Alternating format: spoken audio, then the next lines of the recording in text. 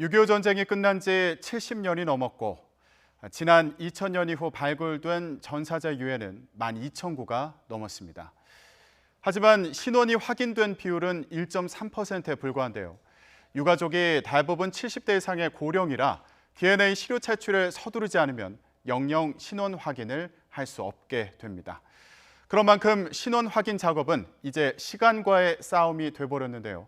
국방부 유해발굴 감식단 허욱구 단장과 함께 자세한 상황 알아보겠습니다. 안녕하십니까? 예, 안녕하십니까? 네, 오늘 현충일인데 많이 바쁘셨겠습니다. 괜찮습니다. 네. 자, 그러면 일단 국방부 유해발굴 감식단이 어떤 임무를 가진 곳인지 설명 먼저 부탁드립니다. 예, 저희 국방부 유해발굴 감식단은 6.25 전쟁 때 전사를 하신 분들 중에서 수습이 되지 못한 분들이 아직도 저희 대한민국 산하에 묻혀 계시거든요. 그분들이 대략 한 13만여 분 되시는데 그분들을 찾아서 발굴을 해가지고 유가족을 찾아서 그분들을 국립묘지에 국립현충원에 안장하는 것이 저희들의 임무가 되겠습니다. 아, 네네. 그러면 일단 13만여 분의 유해를 찾고 또 유가족을 찾아서 안장하는 것까지 그렇습니다. 예, 중요한 임무를 맡고 계신데 그렇다면 구체적으로 이 6.25 전사자 유해 발굴이 어떻게 진행되고 있는지도 설명해 주시죠. 예. 유해 발굴 사업을 간단하게 설명을 드리면 맨 먼저 조사 및 탐사를 해서 그다음에 발굴을 하고 그다음에 발굴된 유해를 감식을 하면서 유전자 검사를 해가지고 네. 신원 확인이 되면 이제 그분들을 가족의 품으로 돌려드리고 앞서 말씀드린 대로 국립현충원에 안장하는 절차라고 이루어지는데요. 예. 좀 더 구체적으로 설명을 드리면 6.25의 격전지를 선정을 하고 그 지역의 참전 용사의 증언이나 지역 주민의 제보를 받아서 어디를 발굴하면 가장 많이 유해를 나올 건가에 지역이 결정을 하게 됩니다. 네. 그 지역이 결정이 되면은 우리 단에 있는 장병과 야전 부대에 있는 장병들이 그 발굴 지역에서 지정된 지역에 발굴을 시작을 하고요. 발굴 과정에서 유해가 발생을 하면 그 유해를 현충원으로 모시고 와서 감식을 하게 됩니다. 감식을 하게 되면 성별이라든지 나이, 신장, 기타 어떤 신체상의 어떤 골절 여부라든지 네. 이런 것을 확인하면서 시료의 일부를 떼가지고 유전자 검사를 의뢰를 해서 유전자 검사를 의뢰를 하게 되고 네. 유가족 시료를 확보한 것을 가지고 두 개를 이제 과학적 장비에 의해서 분석을 해가지고 신원 확인이 되면은 네. 유가족에게 돌려드리는 기환 행사를 하고 최종적으로는 이제 서울 현충원이나 대전 현충원에 안장을 하는 그러한 절차로 진행이 되겠습니다. 네. 격전지를 선정해서 또 제보를 받고 또 이후에 그 구체적인 장소를 선정해서 장병들이 발굴 작업을 하는 그런 그렇습니다. 과정에 대해서 설명을 해주셨습니다. 네네. 그리고 이후에 발굴이 되면 또 유가족의 시료와 비교하는 절차를 거쳐서 신원을 정확하게 확인한다 이렇게 설명을 해주셨는데 결국에 제보 그리고 유가족들의 참여가 중요해 보입니다. 그렇습니다. 예. 네. 그러면 지금 설명을 해주셨는데 이 과정이 쉽지만은 않아 보이거든요. 네. 그런데 신원 확인 센터가 신축이 됐다고 하는데 이 과정에 좀 도움이 될 것 같습니다. 어떤 의미가 있는지 설명 좀 부탁드립니다. 예, 저희 그 신원 확인 센터는 작년 12월 말에 지상 3층 건물로 새로 신축이 되었습니다. 기존의 건물이 좀 협소해서 좀 더 넓고 쾌적한 공간으로 이전을 하였는데요. 그 시설에는 감식하는 기능과 유전자를 분석하는 기능 그리고 유해를 보관하는 시설들이 위치하고 있습니다. 먼저 시설적인 면에서는 공간적으로도 상당히 확장이 되어 있고 장비나 시설이 최신식 시설로 이제 갖춰져 있게 되고요.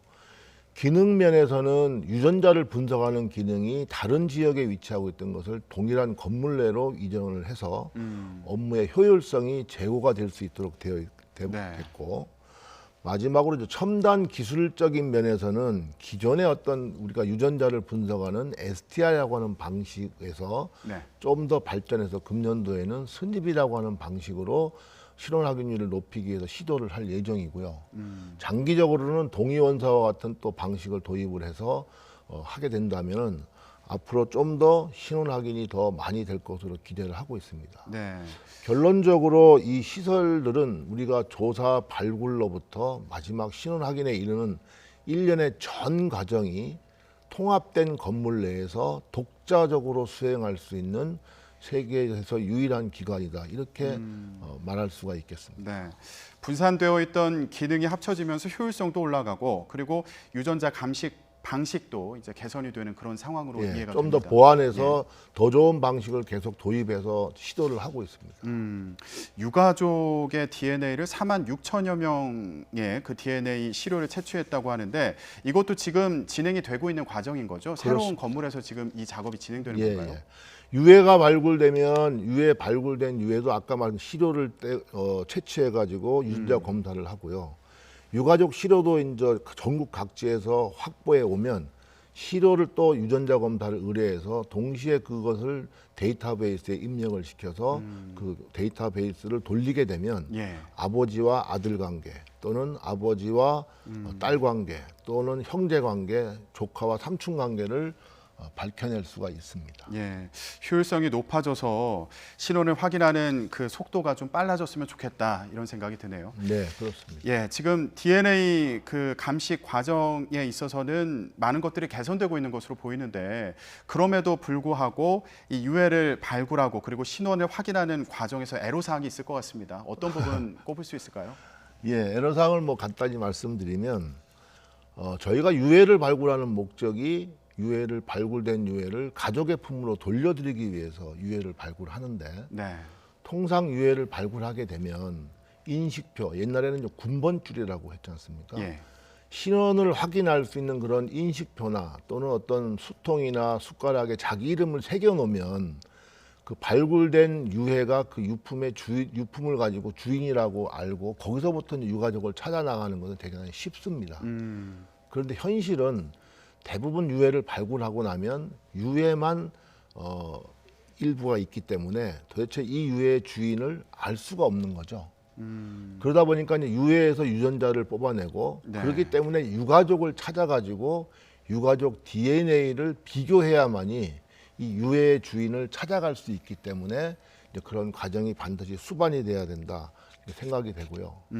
또한 그러한 과정에서 이제 애로사항이라고 하는 것은 유해를 많이 발굴을 해야 되는데 이제 유해를 발굴하는 것들도 지금 이제 산업화가 되고 여러 가지 자연 훼손된 것들도 많이가 있고 또 지역 주민의 제보도 되게 중요한데 고령화가 되다 보니까 이제 그런 분들도 점점 사라져 간다든지 네. 참전 용사에 증언하실 분들도 해가 갈수록 인원이 줄어드는 그런 복합적인 문제가 있긴 하지만 또 네. 나름대로 그러한 애로사항을 해결하기 위한 여러 가지 방법을 동원해서 네. 나름대로의 노력을 계속 경주하고 있습니다. 네, 격전지를 찾는 과정에서도 유해가 많을 것으로 생각되는 구체적인 장소를 제보를 통해서 찾는 경우가 많은데 그 동네 어르신들도 이제 연세가 많이 들었을 테고요. 그리고 유가족분들도 연세가 많아지다 보니까 제보가 좀 줄어드는 그런 상황도 네, 그런 현상도 무시하지 못하는 현상입니다. 예. 혹시 코로나19로 인해서 좀 어려운 부분은 없으신가요? 코로나19로 인해서 애로사항은 반드시 있습니다. 왜 그러냐면 저희 직원들이 직접 이제 마을을 찾아가서 탐문을 하고 어르신들을 만나서 얘기를 해야 되는데 한창 코로나가 심각할 때는 이제 그런 접촉을 저희가 자제를 했었고 최근에는 이제 조심스럽게 그런 보호 조치를 다 강구해서 양해를 구해서 허락하시면 직접 만나서 이렇게 이제 필요한 제보를 받고도 있습니다.